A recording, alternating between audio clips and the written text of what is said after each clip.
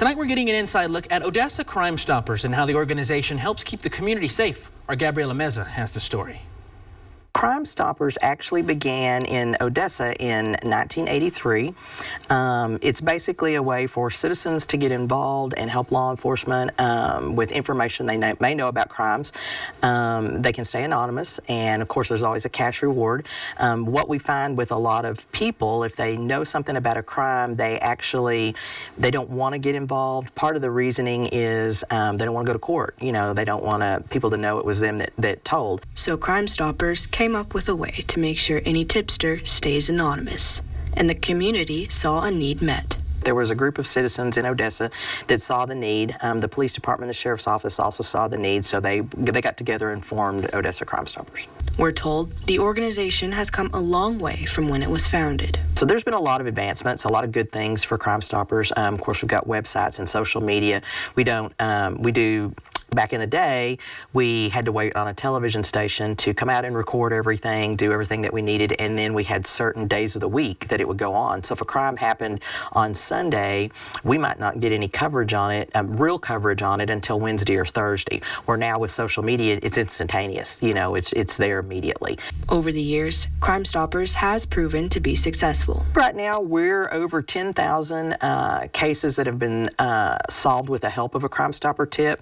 Crime Stoppers began in Odessa in 1984, so we're rolling up on 42 years in June this year. So that's pretty good. I mean, you know, we're over 10,000 that a Crime Stopper tip has helped in some form. And the work isn't over yet. We've got a ton of cold cases. Like I said, you know, back in the day, there wasn't the technology that we have today to solve them. You know, our detectives at the PD and the sheriff's office are so talented and good at their jobs right now that you don't have a whole lot of cases that go cold. You know, we still have a few, but not like you did back in the 70s and 80s when you didn't have the tools that we have today. With the cold cases, the goal is to not let the victims be forgotten. Crime Stoppers has always tried to keep those cases in the forefront of the public, because if they're sitting in a drawer somewhere, people forget about them, they don't think about it, you know, and so they don't come forward with anything.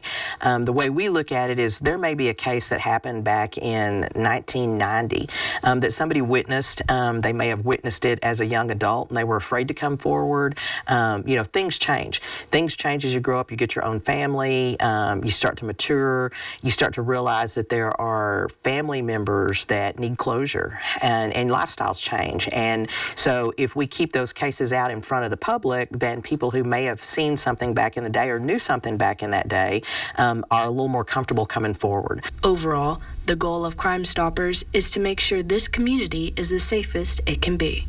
So if you see something, do not hesitate to reach out. When you put a puzzle together, think about putting a puzzle together. You know, when you have 2 or 3 pieces that are missing and you just can't quite make that picture come to life, those are the pieces, the details that we may need. So it could be something as little as you saw a car in the vicinity, or you saw a man walk by that had a black baseball cap on, and, you know, whatever. I mean, it could be that tiny little piece that law enforcement needs to tie that back together and complete that puzzle. Reporting in Odessa, I'm Gabriela Meza. All right, Gabriela, thank you. For a closer look at the organization as well as Cold Case podcast, be sure to check out this story on yourbasin.com.